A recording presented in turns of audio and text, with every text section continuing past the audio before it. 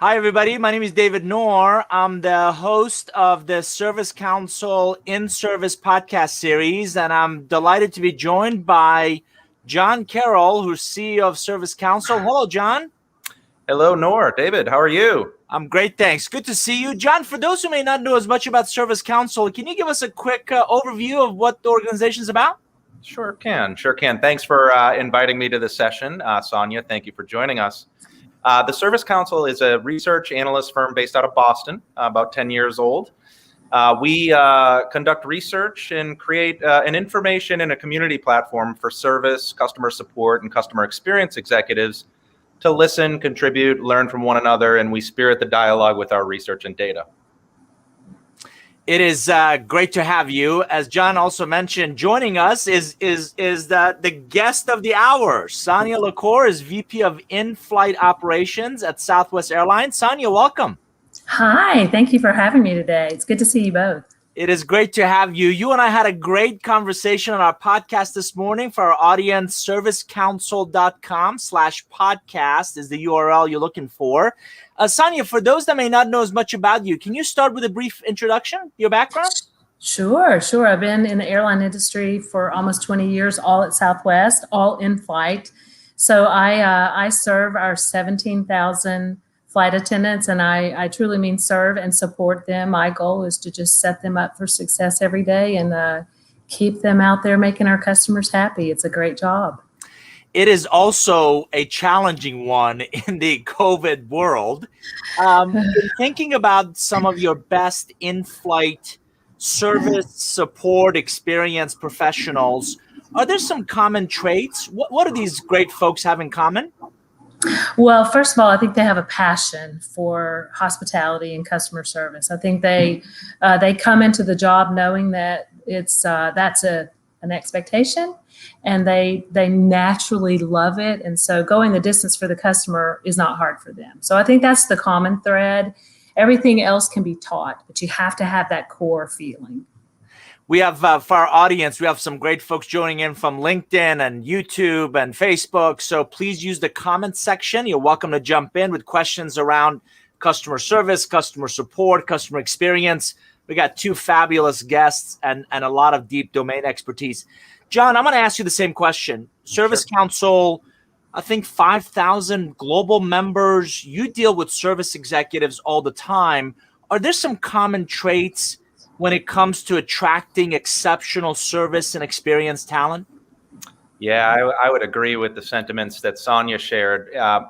When you reference the 5,000 global members that we support, there is a wide horizontal set of industries. So consumer industries, but also business to business industries, more manufacturing centric, where it's a little bit more blue collar in terms of, dispatch centric methodologies where there's technicians in the field. And even in those industries where skill set and technological depth is important, we see a lot of organizations steering towards more of a hiring for will and then training for skill methodology.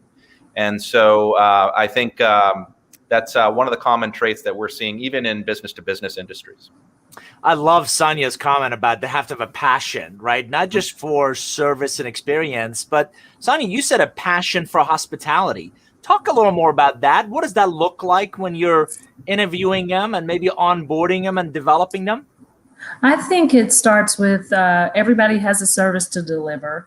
And we know that we have that with Southwest, but the hospitality for us is taking it to that next level and making a guest really feel like they're a guest in your own home. And so just putting yourself in the feeling of the customer. How can we make you feel welcomed, cared for, and appreciated? Just like you just open the door to your house and welcome them in. How would you treat them? And it should not be any different. So let's talk about this global pandemic. Obviously, the airlines have faced numerous challenges, and folks, again, getting travel levels back. What have the in-flight operations teams have to have done, learn differently, do differently? How have they adapted to these different environments? Certainly, we're highly regulated, so we've had to adapt to all of those, which is a little bit of anxiety for the employee because it's a lot to learn and at a rapid speed. And I would just say also helping them have the empathy for the anxiety that the customer's going through too, because they also are going through change, and all of this is new. And I think agility is the word we've used this year a lot. Just kind of have to be agile and roll and adjust. And I love to say this: lean into the customer, lean into the employee where it matters most. And I think that's what our team has done really well. John, between the Service Council symposium that you held virtually in the fall and the webinars that you have put on, and you invite some great executives to come talk to us, are there some service trends that you're hearing that you believe will stay with us in the after COVID world? Absolutely. Yeah, I think there's a couple that I'll point to, one of which will build upon the empathy component that Sonya just mentioned, which is really around empowerment. If you think about the major brands that have impacted your own life, they're organizations like Disney and the Ritz-Carlton and, just major brands that are always known for their customer centricity. And what is the key component and key element of that brand experience that is translated from the employee is this notion of empowerment.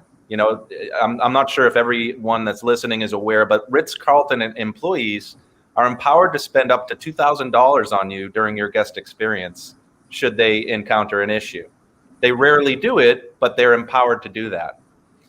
There's another situation where one of the children that left their special blanket behind at the Ritz-Carlton, Joshy the giraffe, rather than just put it in the mail and send it back to the child, they actually stationed the giraffe in relaxing positions with cucumbers on his eyes and with an umbrella in his drink, and sent the pictures to the child and said he's on an extended vacation, but he'll be home soon.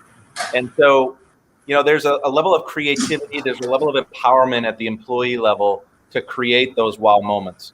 Some of the things that will remain, what our research is indicating to us that, similarly to how customer satisfaction has evolved to customer effort, what is the effort to seek and receive support? Well, why hasn't the same translated down to the employee level in terms of employee satisfaction? We should be looking at what is the level of effort that an employee has to go through in order to deliver that customer experience. And so that's one of the major trends that I think is going to be long lasting, especially if you subscribe to the theory that employee satisfaction equals customer satisfaction. Sonya, there's not a better culture than Southwest's love culture, where what John alluded to, that employee experience directly contributes to the customer, in your case, the guest experience. How are you guys empowering those employees to do just that, to kind of take care of and you brought up the guest anxiety, right? So how are they empowered to just ensure the best experience possible? I think it starts with us just reminding them that we're not there. Nobody knows what's happening in the moment better than you do. And so we wouldn't have hired you if we didn't think you didn't have good judgment and common sense. And so empowering them in the moment. And then if something really went wrong later, we can talk about that later, but not tell you what to do in the moment. There's always opportunity for correction later. But I think, John, I love that Ritz-Carlton story because I've thought about that and used that a lot in our venues. And I think too, just helping people realize going that little extra inch, not even the whole mile, just that little extra inch to make the customer feel good, because that's what they're going to remember. Makes all the difference in the world. I have a brother who spent a number of years at Marriott, and he said if the check-in goes well, it's amazing. We'll forgive any other thing that comes up, right?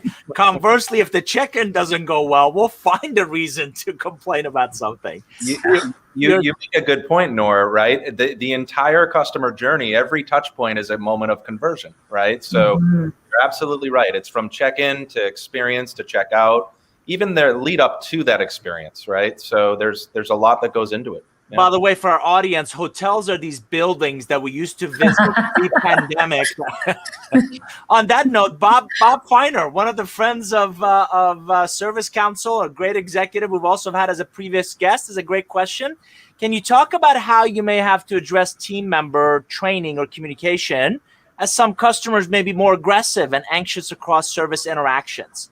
So, Sonya, how do you guys deal with those different kind of scenarios that your in-flight teams kind of experience? We have always reminded them that they are the informant, not the enforcer. Sadly, when you have some mandates come out, they have had to transition a little bit more into the enforcer at times. Not a really comfortable place for our people. So we've put out, speaking of communication, massive amounts. Try to just give them the tools, to give them scenarios that they can work within. And at the same time, always reminding them there's still that opportunity for you to color outside the lines of that, because every situation is different. So it's just all been about communication, truthfully, David.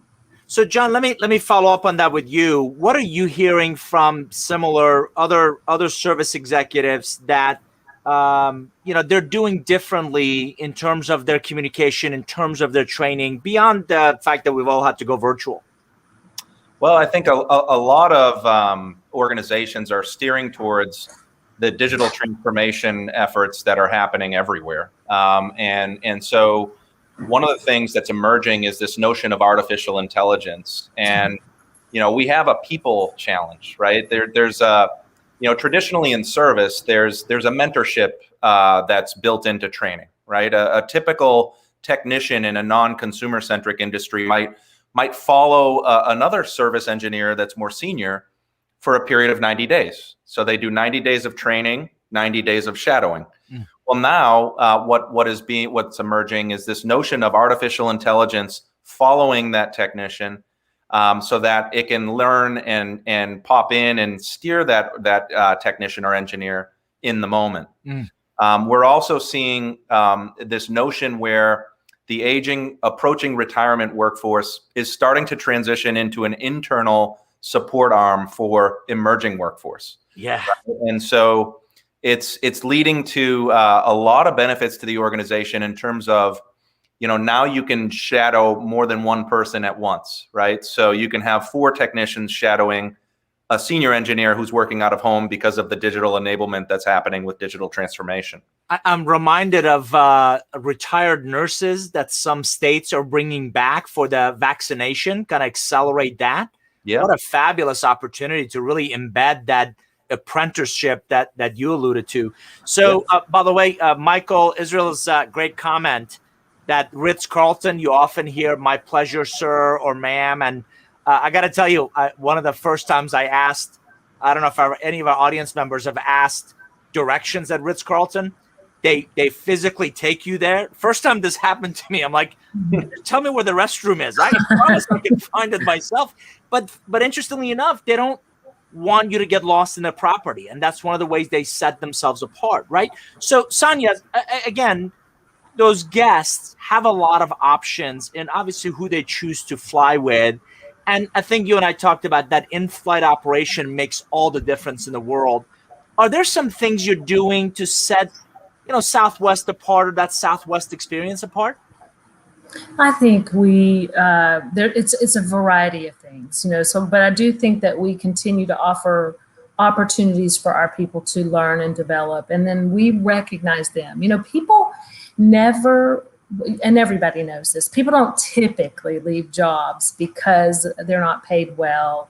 They leave a job because they don't feel relevant and they don't feel like they're making a difference. And so we do, I think, a really great job of recognizing our people and making sure that they know in the moment, David was on your flight, John was on your flight, and he said this about you, and they loved you, and it was awesome. And you would be amazed. I just think positive reinforcement drives continued behavior. It sounds so simple, but it just really is true. Someone reminded me, great basketball is about dribbling, passing, and shooting. Right, just get back to the fundamentals, right? So Peter's got a great question. What are the critical service standards at Southwest that are observed, reinforced, coached, expected during kind of every customer interaction? Obviously, empathy goes a long way. What would you say are the core kind of customer experience elements? You'll hear me talk about this a little bit in my podcast, but just casual kindness. That is a non-negotiable.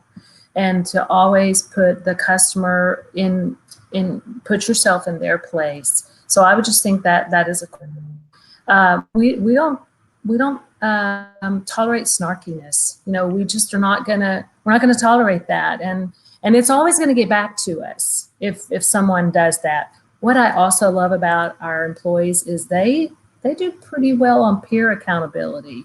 When you're a team of 3 or 4 on a flight and one person steps out of line, that doesn't look good for you. So sometimes they'll have a conversation with the individual and say, we're gonna let me take your section for a while if you need a breather, which is sometimes the case. But I think they do a good job of managing each other too.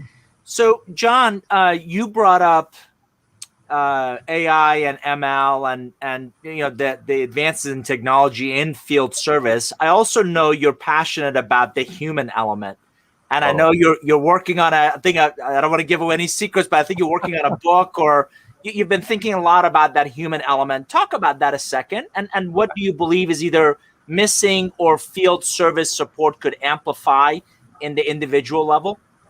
Yeah, I think so. Thank you for that introduction. Yeah, we've been talking about services humanity for many years, and it's been the theme of our annual event, the Smarter Services Symposium. It's the importance of human connection, right? So beyond all the procedural and process workflows and all the things that we talk about consistently, lost in all this is that human connection. The human to human interaction.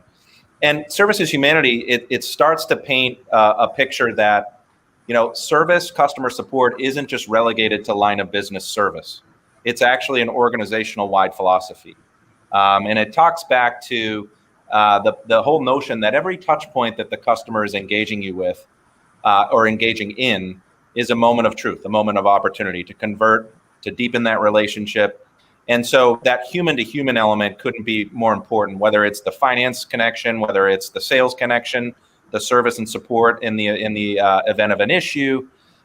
So we've been preaching the notion of that human connection, and we're going to capture some of the elements and foundational elements of how to create a culture of services humanity. And that will be coming in the form of a book at some point. Love it. So, Sonya, you were kind enough to talk about, and obviously the title of our podcast interview together, which is, much more proactively administrating that casual kindness. Can you talk about how do you sustain a culture of kindness? I've always believed a culture is culmination of the behaviors you're willing to tolerate. So how do you ensure that it is kind? Because you said we're human. We have bad days. We get up on the wrong side of the bed. Something else happens in our personal lives. How do you ensure that culture consistently remains kind and graceful in its interactions with sometimes even difficult people? I think you just have to it's like an onion, you have to peel back the layer. So if someone if they truly have a passion and they were hired, because I do believe that we hire well on the front end and we make that clear that that's a non-negotiable. I think then if you see them going in a different direction, you've got to kind of get to the root of the cause and find out what is it. And that's when you take the employee into your care and you heal and make them whole. And sometimes it takes tangible examples. I've held several meetings with employees that when I show them what the customer said back to them and they read it and see it, I don't think they always realized that was them. They didn't see themselves at that moment like that, and they're embarrassed and they're ashamed. And so I really am not a big fan of punitive. I'm a much bigger fan of coaching, mentoring. Let's get you back on the right track. Let's get you back to your passion, to your cause, and go from there. And I think that's how you sustain it. Because I think when you go down the punitive route all the time, you will just dig a deeper hole. John, do you think punitive works? I mean, if there's I like carrots, I like bonuses and that kind of stuff. But is there any value in the stick part? That's a good question, Nor. I don't believe so. I think, you got to think about the whole emotional labor side of delivering service. There's two components. There's emotional labor on the customer side, emotional labor on the employee side in terms of delivering that experience. I would much more focus on the positivity rather than the other component. I think that's a greater indicator of success. That would be my suggestion. I'm also fascinated by, you guys do, Service Council does a voice of the field technician kind of survey annually, where there's some human element or communication elements in that really stood out for you? Yeah, there's some really compelling data, and I'll try to keep it brief. There's a lot of data, but one of the areas that was shocking was the amount of folks that are leaving their respective career, and it was pretty revealing. 40% of 25 to 34, that age bracket, will be leaving their career and don't anticipate being an engineer for their duration of their career. Mm-hmm. That's something to really pay attention to. Why is that? Are they growing in their career to management, or are they vacating it because they're so fed up? And we dug deeper, and one of the areas that was the biggest opportunity to encourage engagement was better listening at the management level. So they don't feel like they're heard. They don't feel like their communication is being taken and actually put into action. And so a lot of opportunities there, and we'll be producing the results of that in a series of publications over the next month. Sonya, let's build on that. How do you manage, lead your, not necessarily the frontline in-flight folks, but your managers to do just that, to listen more intently, listen more proactively, and really perhaps maybe hear things that are not being said?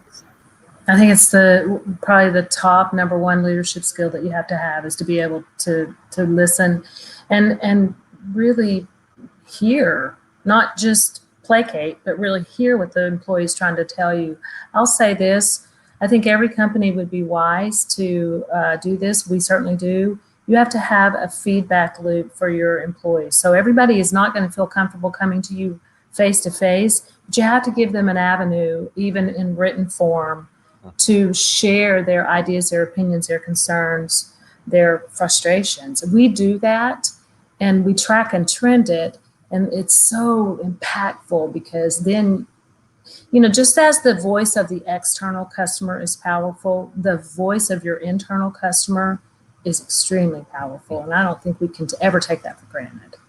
I think it's also critical to demonstrate that they were heard. As you said, they were heard, and we actually are doing something about those ideas and suggestions. I'm reminded years ago when we all had those suggestion boxes in the lunchroom. I don't know about you. I never figured out, where do those things go anyway, because I never saw anything anybody suggested actually kind of create a difference. So absolutely critical to do that.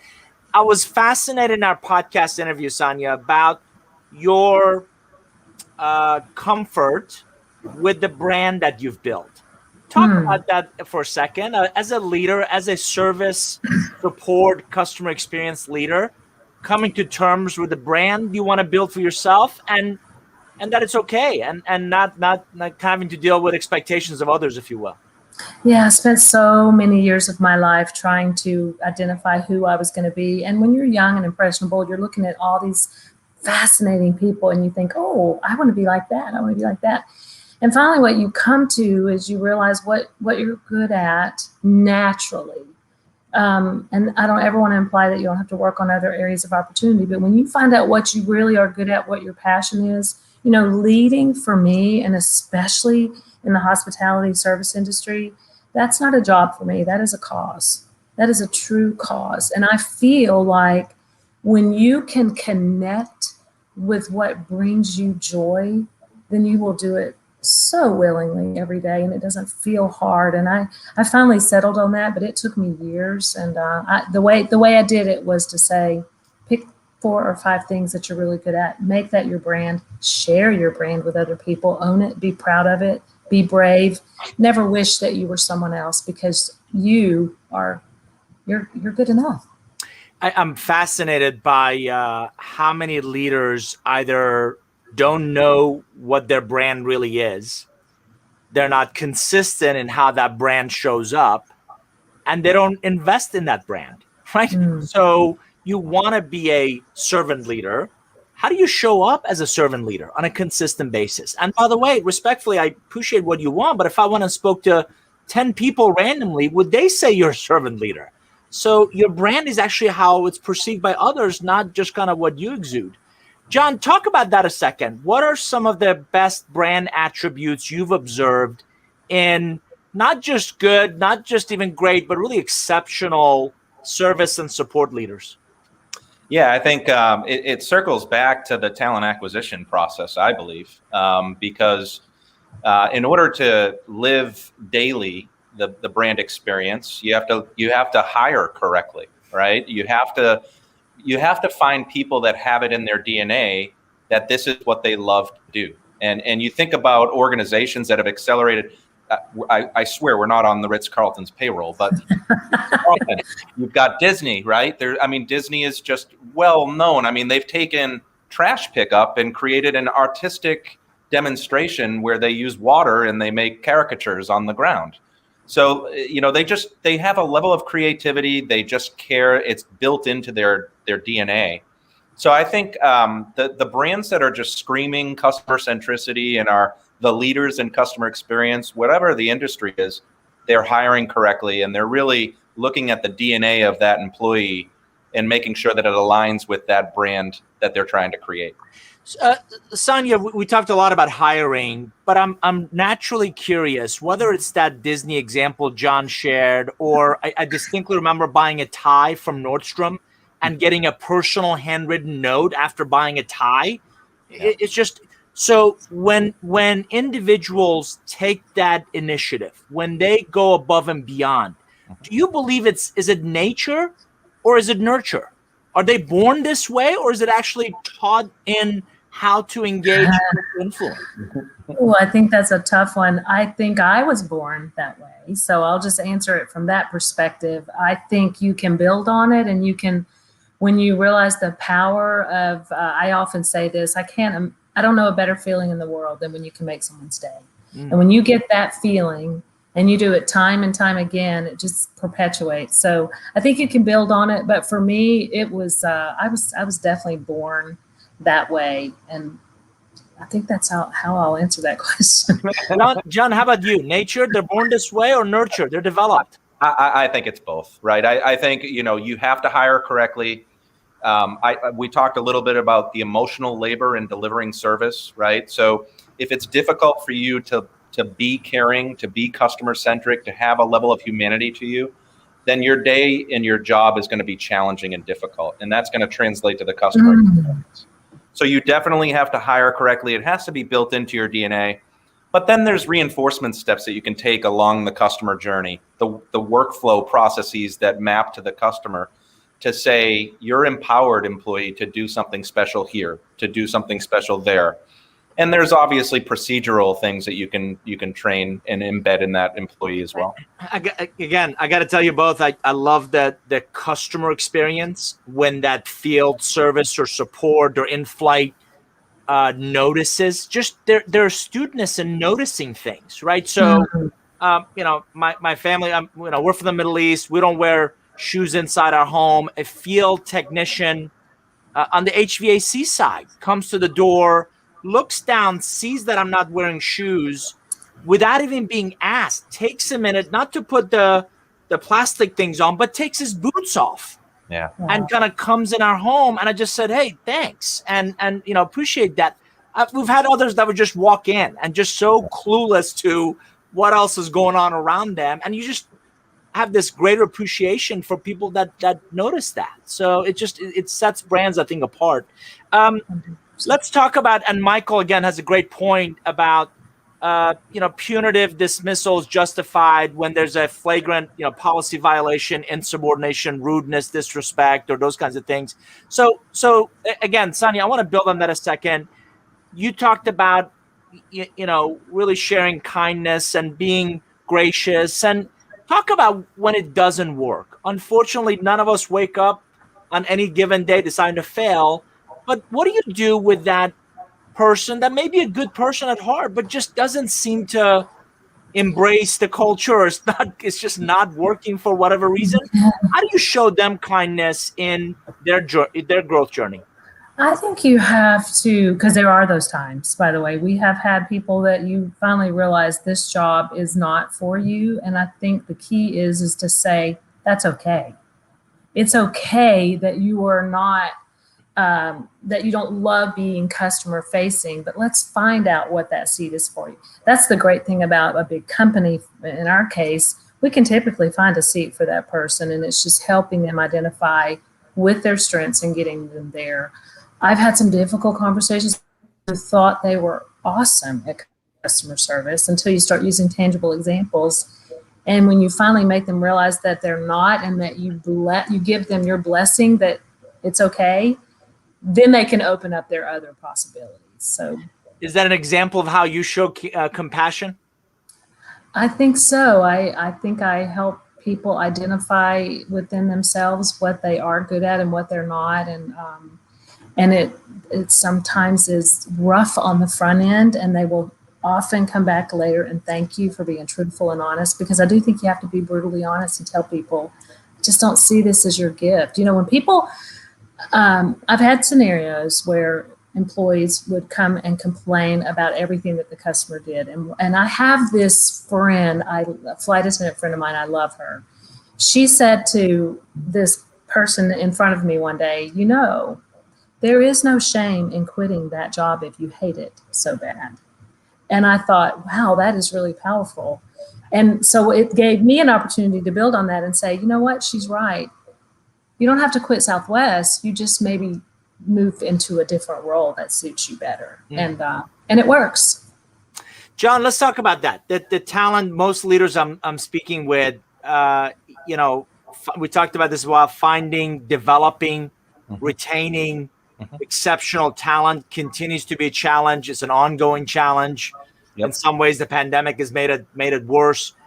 You mentioned that the age bracket that's leaving engineering, leaving service. What are leaders that you're speaking with doing to, I call it labor flex, which is what Sonya's alluded to. You hire someone for a role, for whatever reason, they're not the right fit.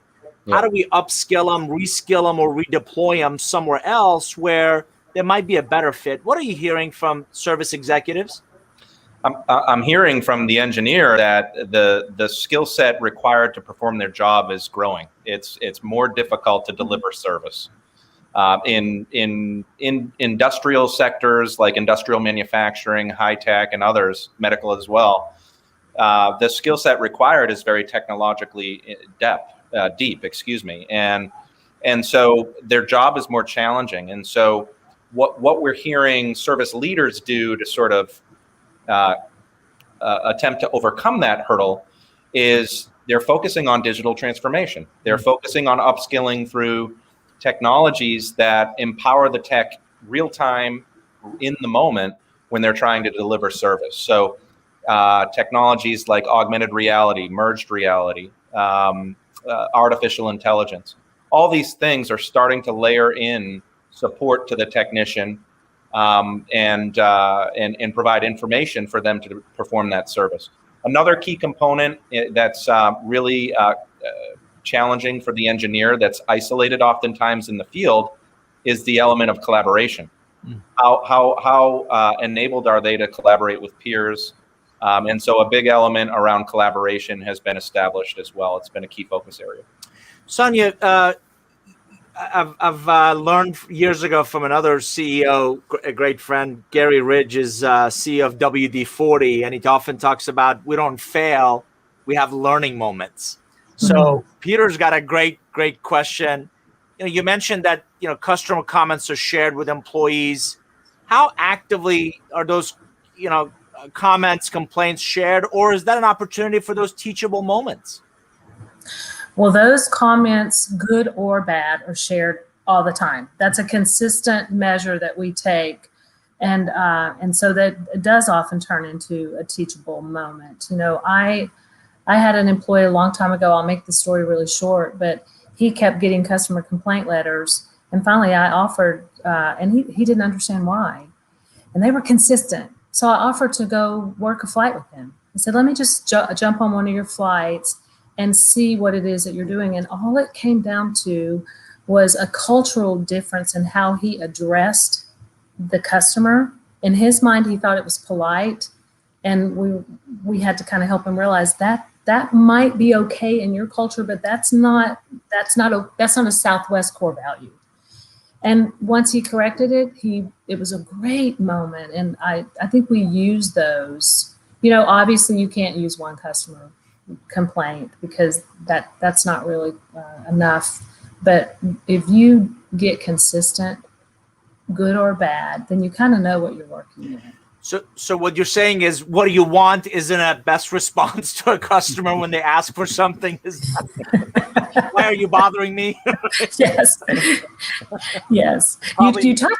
You touched earlier. I do want to kind of comment on that because you touched earlier about saying my pleasure. That is a big thing to customers. So we actually went through a physical exercise with our flight attendants a while back to say, even when you say, if the customer says thank you and you say, no problem, no worries, it can be an indicator to some people that it would have been otherwise. So we also tried to use the my pleasure, you're welcome, you're most welcome.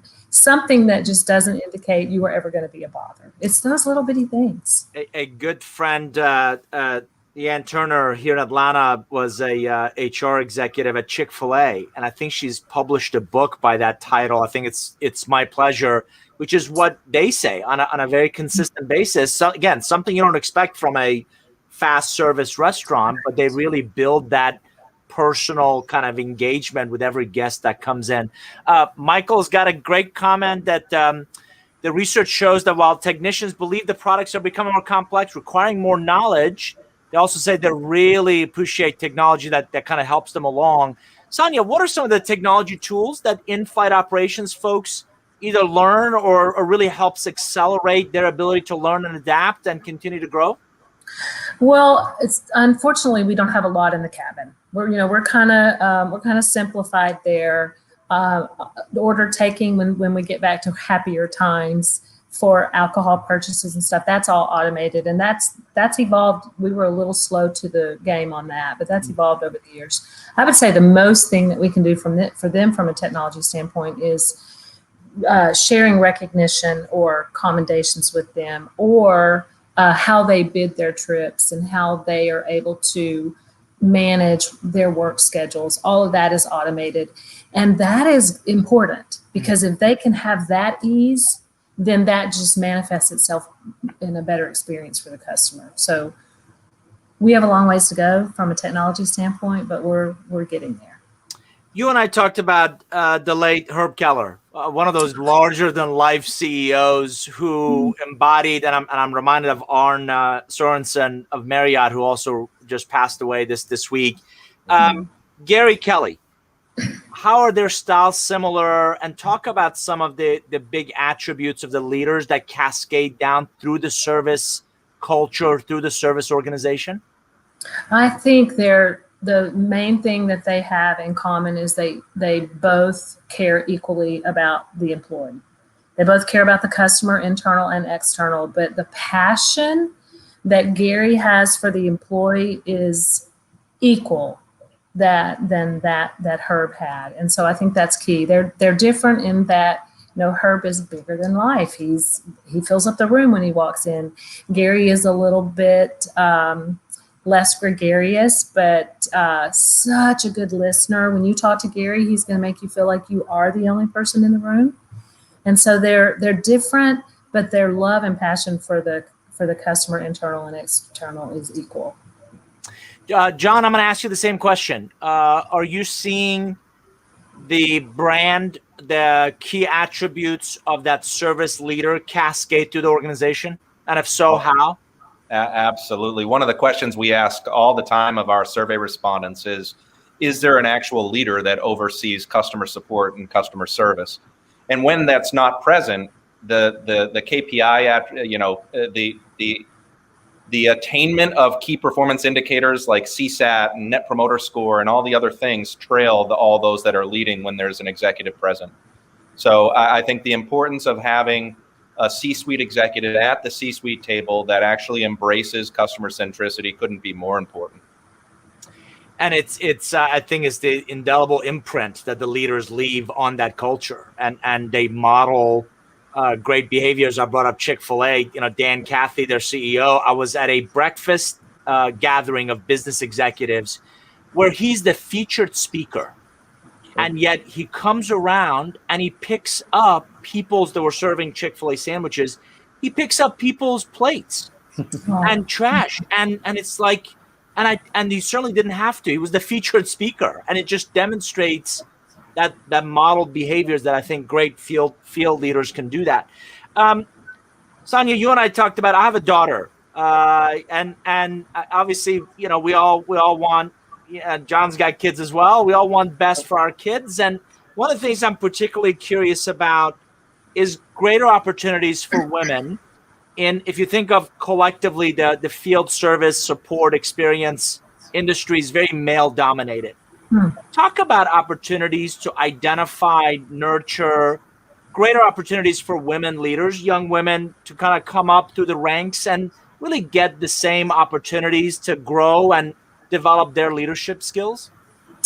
I'd love to talk about that for a second. I think it starts going back to my prior conversation of knowing what you want to do, knowing who you want to be, identify that, make sure you know what that passion is, and then start building on that. So seek out other mentors and coaches, female or male, that can help you along the way so that you can get not just good advice, but you can also get some visibility where it matters most. But I think the key is never underestimating what both genders bring to any role, because I think equity there is key because we're different, right? We both bring powerful stuff, and never underestimating that and never feel less than. And I think that's what I would want all young women to know, is that there have been times that I have sat in a room and thought, I don't need to say this. This is not important. This sounds silly. And then I finally break through the courage to do it. And it's this great aha moment where people say, I love that. And you think, I'm so glad I had the courage to say it. like there's two people on each shoulder. Yes, it is. It's that little person telling you you're not worthy to share this in this moment. And I would just say you are worthy. You're always worthy. Follow your heart, follow your intuition, do it wisely. But that's exactly what I would say. And I think finding a mentor and a coach is really a good idea too. John, I know you're passionate about, diversity and inclusion and equity. And are you seeing, or what are some of the trends you're seeing in that arena within field service support and experience? It's still growing. It's still growing, right? We've witnessed our audience increase in terms of female demographic at our symposium and into our research. At our last event that we held in person, we had 30% of our audience was female. That was a good sign. But in conversations with member organizations, we hear them approaching retirement, some service leaders saying, before I retire, I want 5% of my workforce to be female. So I'd love to see that turned up a notch, right? And just like you, I have daughters, and my 8-year-old Charlotte says she wants to be the president of the United States someday. Oh. Said, all the power to you. I said, what would be the first thing you do? And she said, everybody would have chocolate milk. So, that level of empathy, that creativity, making sure everybody has that glass of chocolate milk, I think is I'm voting for her right now. Me too. That's a great start. Right, with that as the campaign slogan, everybody gets chocolate milk. Who's going to say no? Absolutely. So this is a great one. This is a testament to Service Council's reach. This is Zamig joining us from Baku, Azerbaijan. He wants to know, Sonya, what brought you to aviation? And can you share a challenging, difficult passenger? Please don't bring me into this, but a difficult passenger you faced in your career. I will. Thank you for the question. So I was in the construction industry prior, and that was just by default from a prior marriage, and I didn't love it. And I knew every day that I didn't love it, and I knew I wasn't good at it. So I knew that I had to find something else. Aviation wasn't necessarily my goal, but customer service was. And so I just got fortunate enough to land a flight attendant job right out of the gate. And so that was my gateway and my path to leadership. My most difficult customer was when I was a flight attendant. And that's why it's so hard when we tell people that they can be a little gray with the customer and empower them. We mean it, but stay within some guidelines, because I had to tell a customer they couldn't stow a bag where they had been allegedly told many times that they could stow it per regulation. And this woman was so furious with me, to the point where she wouldn't take a drink order from me. She wouldn't look me in the eye. And the most powerful thing happened. Across the road from her sat two elderly people. And one of the things that I would always do is kind of lean in or get a little more eye level with elderly or children to take their order. And I did that. And they asked for a lot, and I was, obviously happy to do that. Well, in the meantime, she saw that. And she came up to the front galley, and I just said, "Hey, do you think that we could start over and I could introduce myself to you?" And she said, "I would love that. I know you can't be a bad person, as mean as you seemed when I first got on, because you were nice to those people." And so I think the power of that is knowing that other people are always watching you. So often the good comments and remarks that we get from other customers are not even from the individual involved. It's from those people who were paying attention and watching. So John was upset about that story, so he quickly left. But it's good to have him back, right? John, it wasn't about you, I promise. so John, good timing. Question of you is, your heart goes out to some of these field technicians, customer service folks, where you feel like their best days sometimes is when nothing goes wrong. One of the biggest concerns that's bubbled up in this pandemic is an accelerated path to burnout. What are you hearing from leaders? And then I want to come back to Sonya. What are we doing to ensure that they disengage enough, not to lead them to the place where, I've had enough, and I need a break, or I don't want to deal with yet another angry customer where I can't be there and I can't see them face to face or touch them or kind of hug them, and all the things we can't do. What are you hearing companies doing to kind of really try to manage, if you can, or again, support people not getting burned out? Yeah, beyond all the fun stuff of team building exercises and things like that, there are a couple of trends that are happening in terms of how do we not exhaust our existing team, but how do we also reduce costs, right? So one of the things that we're hearing is the embracement of hybrid labor strategies, whereby rather than just W-2 workforces, they're plugging into extended networks, contractors, dealers, channel partners, et cetera.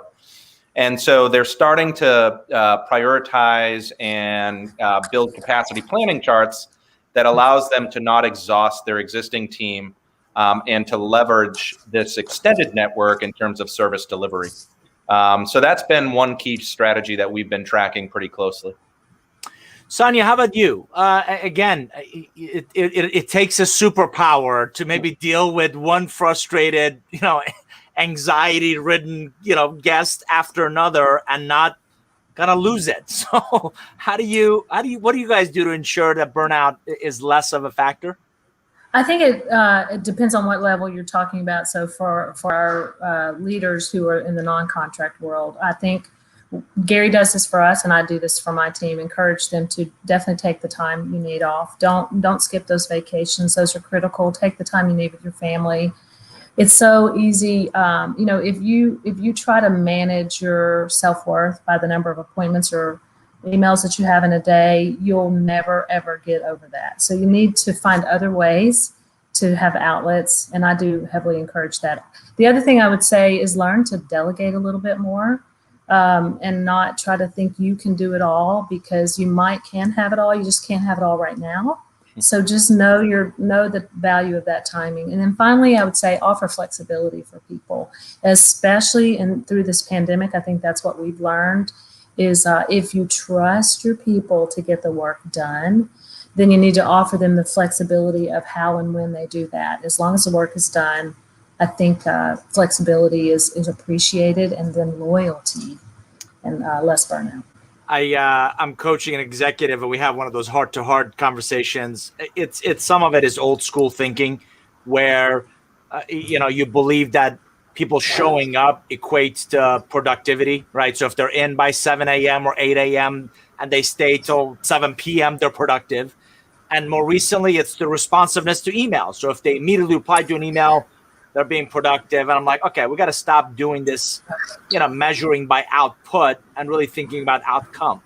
How are they thinking differently about, and how are they delivering real value in that role? But again, Sonya, I'm thinking of our conversation. I want to come back to the uniform rollout program.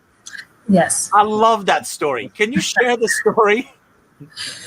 Southwest had a uniform for 2 decades, so we were a little outdated with our look, that casual, comfortable, and we decided to update it. And when we did, we involved 43 of our frontline employees to be the designers of that. We knew that other companies and other carriers were using true designers, and we felt that nobody knew more than the person who wears it every day, stretches, moves, shoves stuff in the overhead bin.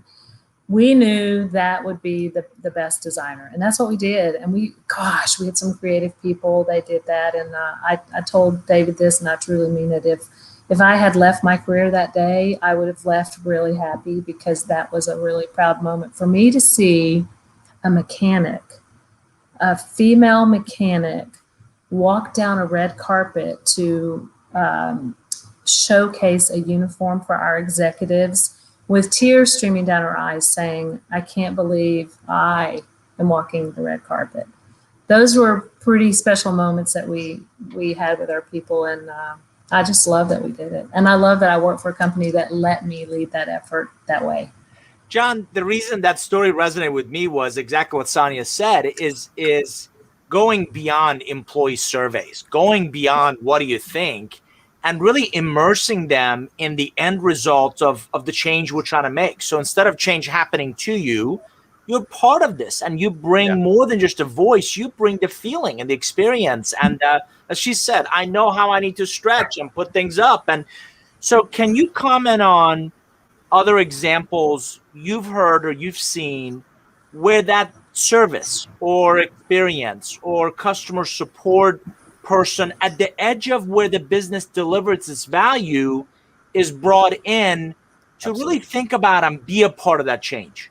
Yeah, absolutely. It's very translatable to all the industrial sectors that I referenced before, medical and industrial manufacturing and HVAC and building automation and high tech even, where the technicians are starting to be involved in the process of figuring out what sort of tools, resources, data, and information is going to be helpful for you when you're in field, right? So one of the biggest challenges of technology rollouts is this notion that it's the new flavor of the month, right? A new feature and functionality is being rolled out and mandated to be used.